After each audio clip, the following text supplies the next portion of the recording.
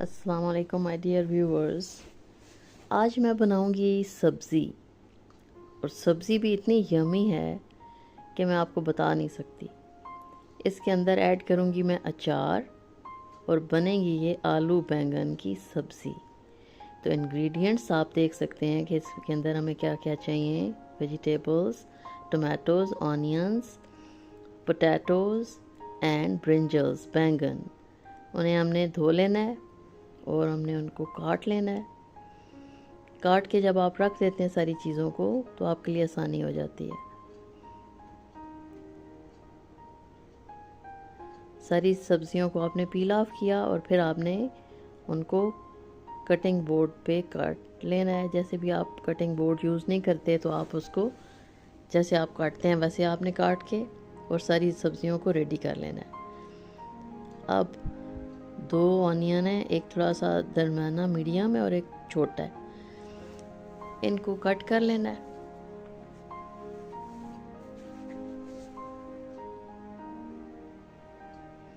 इतनी एक्सपर्ट नहीं हूँ मैं वैसे कटिंग बोर्ड की, लेकिन मैं कटिंग बोर्ड को ही यूज़ करती हूँ ताकि हाथ जो है वो आपके ख़राब ना हो, या आपके जो कट्स लग जाते हैं थम्स पे, अंगूठे पे छुरी पकड़ने से, तो उससे फिर ये होता है कि बचत हो जाती है इंसान की। शेफ्स की तरह से मैं इतनी तेज़ी से नहीं काट सकती, लेकिन यूज़ मैं कटिंग बोर्ड को ही करती हूँ। ऑनियन काटे और फिर उसके बाद टोमेटोज़ को आपने काट कर रख लेना है।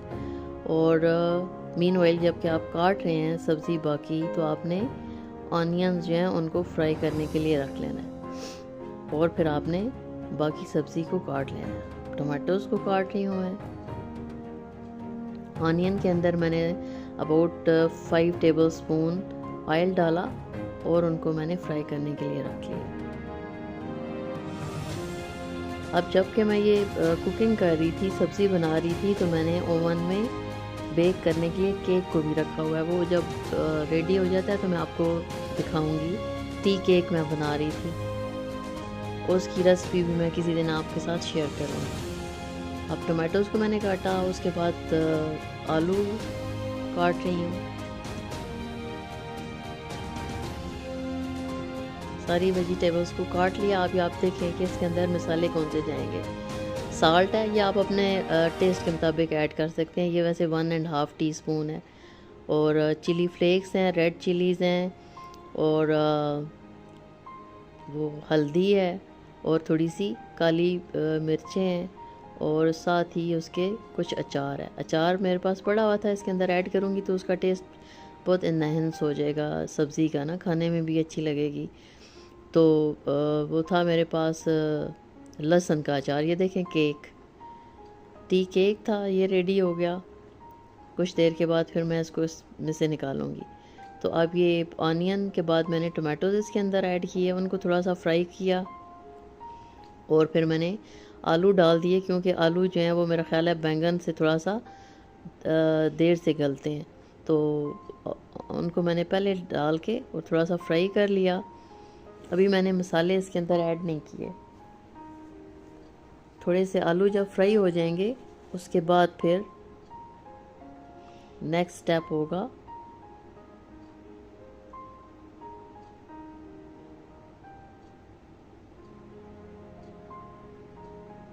जी।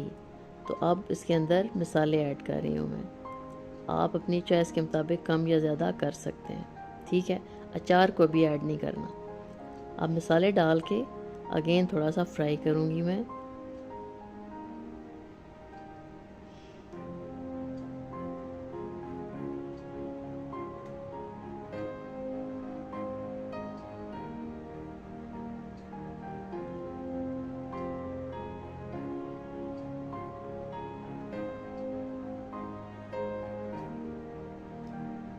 अब देखें जी, साथ ही मैंने केक को निकाला टिन में से, और कितना फ्लफ़ी नरम केक बना है। अगर आप चाहते हैं तो आप मुझे अपना फीडबैक दें, बताएं अपनी राय कि आप देखना चाहते हैं कि टी केक मैंने कैसे बनाया, तो मैं फिर आपके साथ शेयर करूँगी। वीडियो को काइंडली फुल देखा करें।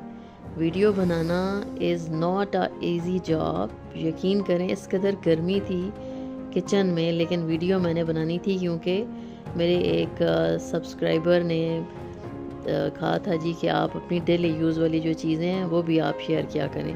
तो फिर वेजिटेबल जो है वो मैंने बनाई। तो अब मैंने क्या किया, उसके अंदर मैंने बैंगन को ऐड कर दिया। उसके बाद इसको दोबारा से थोड़ा सा फ्राई करना है।